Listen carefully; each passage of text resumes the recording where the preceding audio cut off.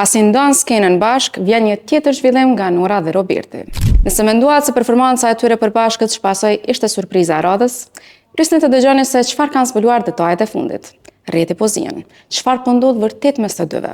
Të gjithë syt janë tek profilet e tyre. Edhe pse janë treguar ekstremisht të kujdesshëm për të mos postuar asnjë foto krah për krah, djegësit detektiv i kapën.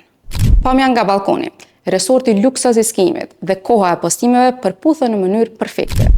Është e qartë, Nora dhe Roberti po i kalojnë këto ditë të ftofta janari në shoqërinë e njëri tjetrit. Por kujdes, para se të themi u rikthyen, le të shohim faktet. Kjo dyshe ka krijuar tashmë një traditë të pushimeve pas ndarjes. Kujtojmë vitin 2020. Vetëm pak kohë pas divorcit të bujshëm, ata shokuan kur u pan bashkë në pushime luksoze në Turqi, për hir të vajzës. Dhe historia u përsërit. Edhe në 2024-ën, ata u pan sërish duke shijuar pushimet në shoqërinë e njëri tjetrit. Pra kjo që po shohim sot mund të jetë thjesht vazhdimësia e një raporti model prindëror.